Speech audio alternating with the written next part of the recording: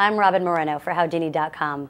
Americans are staying in the workforce later in life, but that doesn't mean they want to keep on doing the same job they did when they were younger. In fact, a buyout may be their ticket to a whole new career. Here to discuss navigating a midlife job change is Maggie Mistal, who is a career consultant and a career coach on Martha Stewart Radio. Welcome, Maggie. Thanks, Robin. Often employees that are 50 and older are the first in line for these buyout packages. Should they take those buyout packages or should they stay put? Well, for everybody, obviously the answer is going to be different. So what you want to consider are, if you're ready for a change, if you've really been kind of going through the motions, been a little bit bored with the same old, or felt like you've reached your peak in the organization, it may make a lot of sense career-wise to take a buyout. You could also talk to your accountant and financial advisor, see how the buyout plays into your financial plans.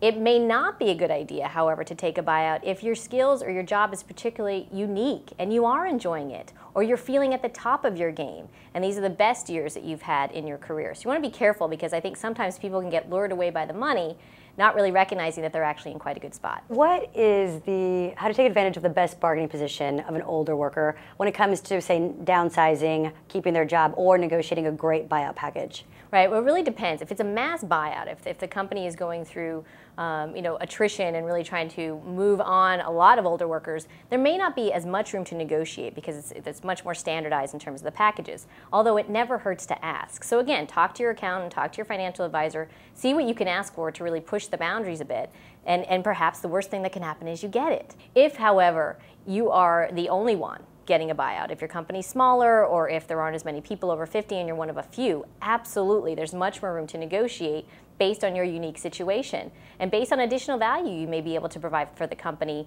in maybe a consulting opportunity after the fact. You really want to look at, if you're the only one being let go for this, then really negotiate the package to make it work for you. Okay, so if you find yourself laid off and an older employee, what are some resources that they can look for to find a new job?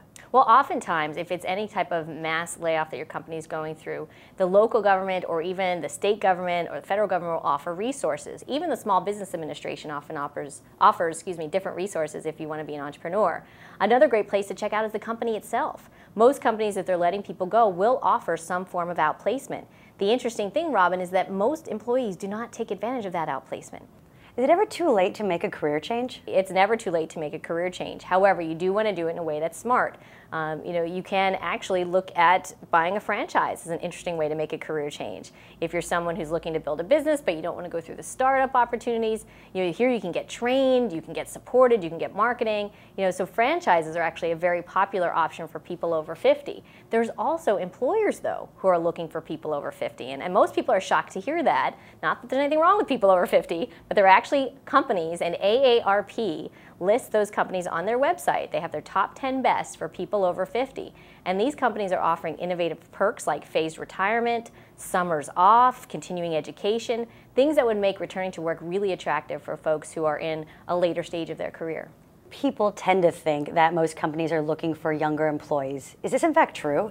No, it's not true. And if you think about the qualities that make older workers attractive, it's really the culture of their generation. They tend to be much more reliable, much more caring about the work that they're doing. They have a lot of wisdom, experience, and skill to share, and they like to mentor. Most folks who have been further along in their career love to turn around and teach younger workers. So there's a lot that older workers bring to the table, and you can actually go to a website called Seniors for Hire to find an online community of companies who are looking to hire people over 50 because of those qualities. Someone's been laid off. How do they know that it's because of their age or not because of their age? If you feel at all that you've been discriminated against, what you may want to do is consult with an employment attorney about your specific situation and why you feel that you may have been unfairly treated. What you can do is actually get coached by that employment attorney to go back to HR and have a conversation about your particular case and see if it can't be remedied in some way so you don't feel mistreated. Thank you, Maggie Mistal. Really helpful advice. I'm Robin Moreno for Howdini.com.